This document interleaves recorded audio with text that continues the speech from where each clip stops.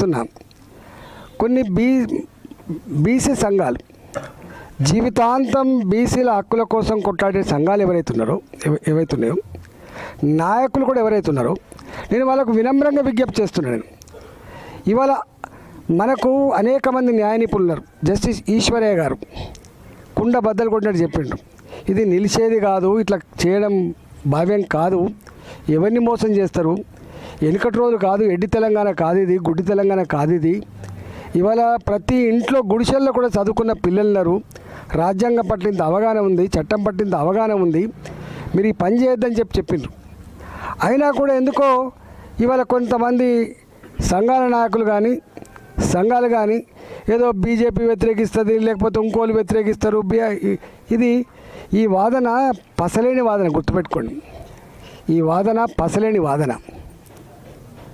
దేశం మొత్తంలో ఇప్పటి వరకు జనాభా ప్రాతిపదికన రిజర్వేషన్లు కలిగినటువంటి రెండు, ఒకటి ట్రైబల్స్, వాళ్ళు 70% అంటే 70% రిజర్వేషన్ ఇవ్వాల్సిందే, 90% అంటే 90% రిజర్వేషన్ ఇవ్వాల్సిందే. ఇవాళ నార్త్ ఈస్టర్న్ స్టేట్స్లో అక్కడ 90% అంటే 90% ఎస్టీ రిజర్వేషన్లు ఉన్నాయి. రాజ్యాంగం కల్పించిన హక్కు అది. ఇవాళ దేశవ్యాప్తంగా ఇవాళ ఏ దళిత బిడ్డలు అయితే ఉన్నారో, షెడ్యూల్ క్యాస్ట్ వాళ్ళు ఎవరైతే ఉన్నారో వాళ్ళు కూడా ఎంత జనాభా ఉంటే అంత రిజర్వేషన్ కల్పించాలి. దానికి ఈ నిబంధన వర్తించదు. కానీ బీసీలకు మాత్రం ఇవాళ ఓబీసీలుగా ఉన్న వాళ్ళకు మాత్రం వాళ్ళ పాపులేషన్ ఎంత ఉందో అంత రిజర్వేషన్ కల్పించేటువంటి రాజ్యాంగ సవరణ లేదు. కాబట్టి ఈరోజు ఈ 42% ఇవ్వచ్చు అని చెప్పి మూర్ఖంగా మీరైతే వివరించారో, ఇప్పటికైనా చెంపలేసుకొని ప్రజలకు క్షమాపణ చెప్పి వెంటనే మీరు ఎన్నికలు జరిపించాలని చెప్పి కోరుతున్నాం మేము. మీకు తెలుసు ఇవాళ ప్రభుత్వం అంటే కేవలం శాసనసభలు పార్లమెంట్లే కాదు. గాంధీ గారు ప్రవచించిండు గ్రామ స్వరాజ్యం అని చెప్పి. గ్రామ స్వరాజ్యం వర్ధిల్లాలంటే గ్రామ సచివాలయం చక్కగా జరగాలి, మండల సచివాలయం చక్కగా జరగాలి, జిల్లా పరిషత్ చక్కగా జరగాలి. మేము ఎమ్మెల్యేలుగా ఫస్ట్ ఉన్నప్పుడు బుడగశోభ గారు జడ్పీటీసీగా ఉండే మాకు జిల్లా పరిషత్ నుంచే నిధులు వచ్చేది. మీ జిల్లా పరిషత్ చైర్మన్లకు అడిగేది మా ఊర్లకి ఇవి కావాలని చెప్పి. 73, 74 రాజ్యాంగ సవరణ మీరే తెచ్చిండ్రు, రాజీవ్ గాంధీ గారు తెచ్చిండ్రు, మర్చిపోతున్నారు మీరు. 73, 74 రాజ్యాంగ సవరణ తెచ్చింది మీ రాజీవ్ గాంధీ గారు. మరి అలా 2 ఏళ్ళు అవుతుంది, 6 నెలల్లోనే మీరు 42% రిజర్వేషన్ తెచ్చి ఎన్నికలు జరిపిస్తా అని చెప్పింది కదా. మీరు ఏం ముఖం పెట్టుకొని ఇవాళ ప్రజలకు మళ్ళీ ఓట్లు అడుగుతారు? ఏం ముఖం పెట్టుకొని మీరు ఇతర పార్టీలు నిందించే ప్రయత్నం చేస్తారు? దీనికి మీరు సమాధానం చెప్పాల్సినటువంటి బాధ్యత ఉన్నది.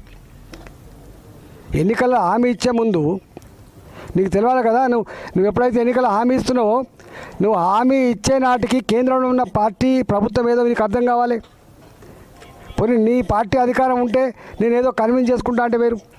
కానీ దేశంలో ఎక్కడ కూడా ఇప్పటిదాకా రాష్ట్రంలో అధికారంలో ఉన్న కేంద్రంలో అధికారంలో ఒకటే పార్టీ ఉన్నప్పటికి కూడా అమలు కాలే.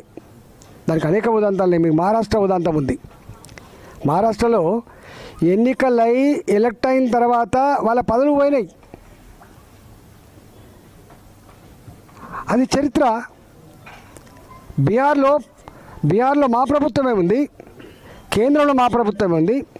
కానీ బీహార్లో రిజర్వేషన్లు కొట్టేసింది కోర్టు. ఏం చేయలేకపోయినాం మేము. అంటే ఇంత చరిత్ర ఉన్నప్పటికీ నీ పార్టీ అధికారంలో ఉన్నా నువ్వు చేయలేవు. కానీ బ్లఫ్ చేసే ప్రయత్నం చేసినావు, మోసం చేసే ప్రయత్నం చేసినావు, ప్రజలు గోల్మాల్ చేసే ప్రయత్నం చేసినావు తప్ప ఇంకోటి కాదు. నేను డిమాండ్ చేస్తున్నా, ఇప్పటికైనా ఈ ప్రభుత్వం వంచనకు పాల్పడకుండా, మోసం చేయకుండా, దగా చేయకుండా 42% బీసీల రిజర్వేషన్లతో తక్షణమే ఎన్నికలు నిర్వహించాలని చెప్పి డిమాండ్ చేస్తున్నా. ఒకటి. రెండవది, మీకు తెలుసు వార్డు మెంబర్లు పాపం, ఉప సర్పంచులు, సర్పంచ్లుగా ఉన్నవాళ్ళు, ఎంపీటీసీలుగా ఉన్నవాళ్ళు పనులు చేసారు పాపం, తీర్మానం చేసుకొని. వాళ్ళకు బిల్లులు వత్తలేవు. వాళ్ళు ఇలా ఎన్నికలు నిలబడాలంటేనే జంకుతున్నారు వాళ్ళు. నేను అంటున్నా పెద్ద పెద్ద కాంట్రాక్టర్లకి 500 కోట్లు 1000 కోట్ల రూపాయలు ఏదైతే బిల్లులు చెల్లిస్తున్నావో మీరు ఏం చెప్పిండ్రు? పోయిన దసరాకే వీళ్ళందరి బిల్లులు చెల్లిస్తా అని చెప్పిండ్రు. ఇవాళ మళ్ళీ దసరా అయిపోయింది. ఇప్పటివరకు పాపం లక్ష్మి అని ఉంటుంది ఈ చెల్పూర్లో, సరే ఈ వార్డు మెంబర్ చిన్న పని చేసింది 2 లక్షల రూపాయలు 3 లక్షల రూపాయలు, ఒకవేళ బిల్లు చేయకపోతే నేను సూసైడ్ చేసుకొని చచ్చిపోతా అంటాను. అనేక మంది ఇప్పటికే సూసైడ్ చేసుకొచ్చిపోయినరు, అనేక మంది అప్పుల ఊబులో కూరుకుపోయినరు. నేను ఒకటే డిమాండ్ చేస్తున్నా, ఈ ఎన్నికల లోపు పాత సర్పంచ్లకు ఎంపీటీసీలకు ప్రజాప్రతినిధులకు ఏదైతే బిల్లులు చెల్లించానో తక్షణమే కమిషన్లు లేకుండా 10% 12% కమిషన్ లేకుండా చెల్లించాలని చెప్పి డిమాండ్ చేస్తున్నా. మూడోది, నువ్వు ఎన్నికల కంటే ముందు ఇవాళ మొత్తం రెసిడెన్షియల్ స్కూల్ ఉన్నాయి మనకు.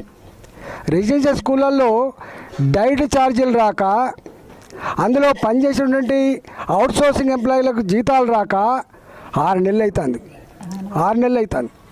వాళ్ళు ఇలా పాపం ఆ పిల్లలకి బోబెట్టలేని పరిస్థితుల్లో ఎవరైతే సప్లయర్స్ ఉంటారో సప్లయర్స్ పోయి వాళ్ళ కలెక్టరేట్ల ముందు ధర్నా చేస్తున్నారు. వాళ్ళు మీకు సిగ్గు ఉండాలి కదా, మీకు జ్ఞానం ఉండాలి కదా, వాళ్ళ పిల్లలు కదా.